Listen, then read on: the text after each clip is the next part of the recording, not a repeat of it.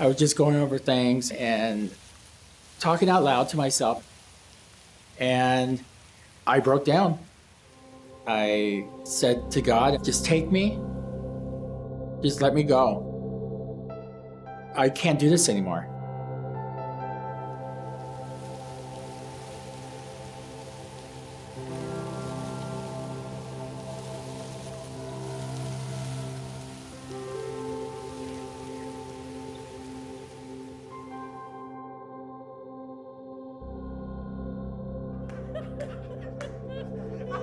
I've just always been that kid that smiled and uplifted everybody. That's just my personality. And I go to work and make everyone smile and, just have a good day.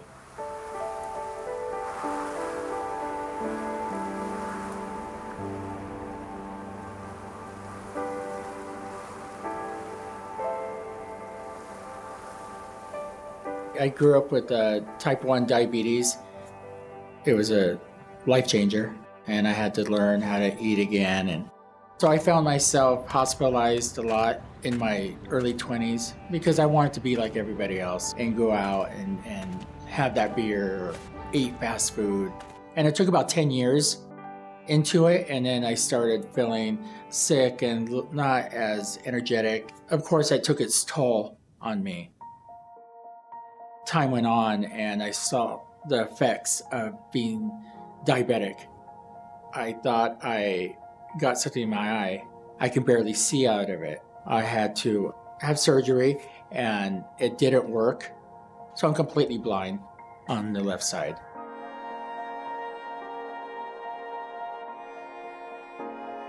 I went from that situation to getting a random blood test, and they told me that my kidneys were only working 40%. The first thing was like, am I going to die? Dialysis is what drained everything out of me so I wouldn't get swollen. So I felt like it was the best thing in the world at first. I was like, oh my God, I don't feel tired anymore. You take doing it for a year and a half now, 3 times a week, 4 hours a day, and still working full time.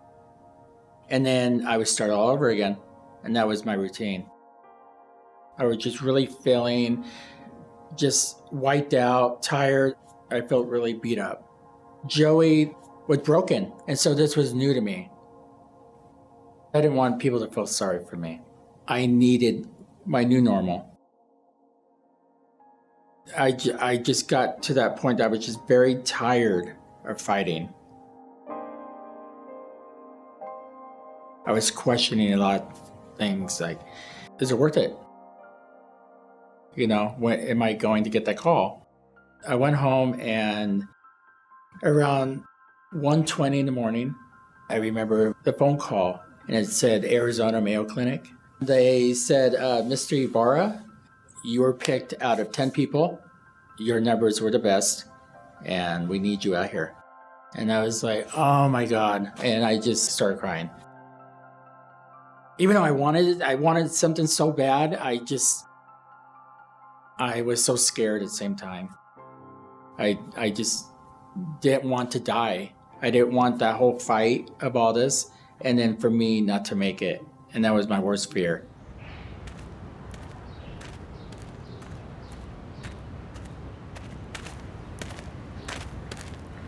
After surgery, I just felt amazing. I had all this energy. I didn't realize how sick I really was. I didn't have diabetes for the first time in 20-something years. I was ready to get back to my life.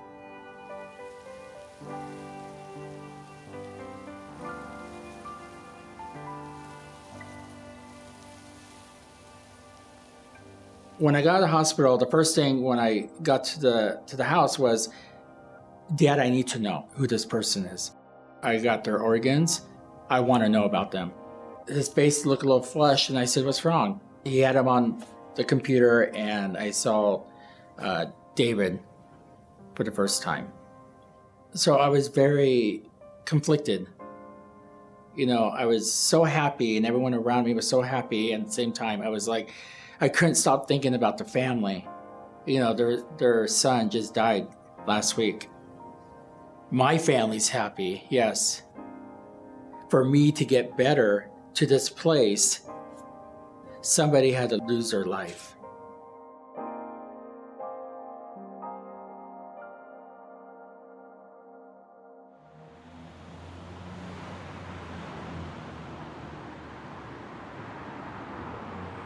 By this point, almost 2 years had gone by.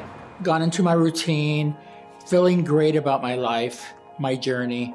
I've always felt the need that I need to do something to show him how grateful I was. This is the year, this is when I'm going to do something to honor David.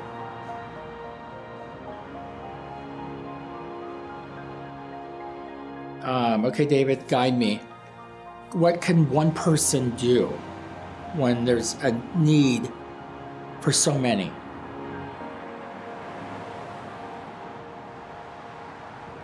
You know, we all see homeless people on the street.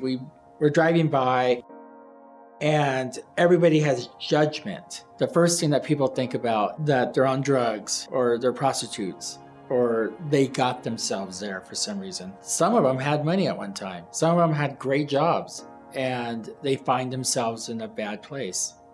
When you're living on the street, you need socks, toiletry stuff I would know what you would need.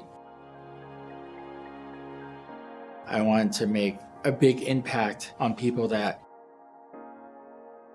don't have anything.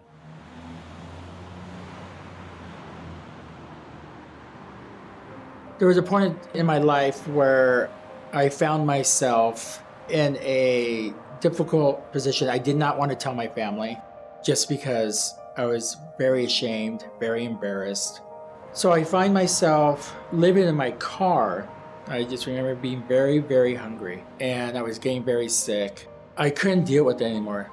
Being embarrassed and ashamed took the best of me, and to the point where I had rather just commit suicide. I hope I never have to be there again. Never. And so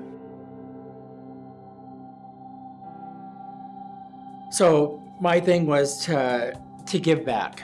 I went to a few people from work and I said, oh my God, I had this idea. What do you think?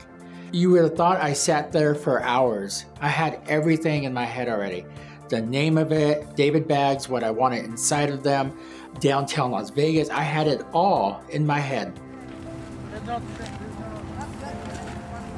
I went and bought, I think enough for like 60 bags. And I was writing Project David on it. I was doing it on my car at this time. I didn't realize how hard it would be. Went out there, videotaped it, put it on Facebook, and huge response.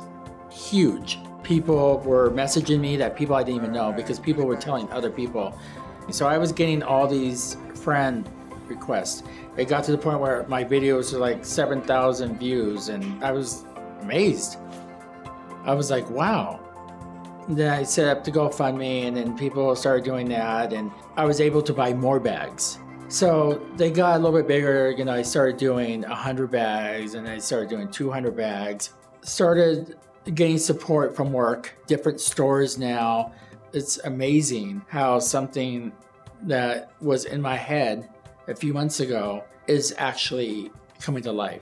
I believe that David has a huge part of this, why people are listening. I think he's helping me. You know, he gave me life and at the same time he gave me a voice and I'm using that voice. I know that when I give a bag to somebody, they're grateful. And I know about being grateful to the smallest things all the way up to what I got from David.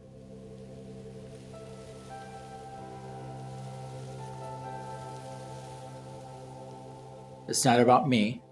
It's about a 17-year-old boy that saved my life, that changed my life completely. I want to honor David and I want to show respect for him. And like I'll say to this day, you know, I don't know David, but I love him.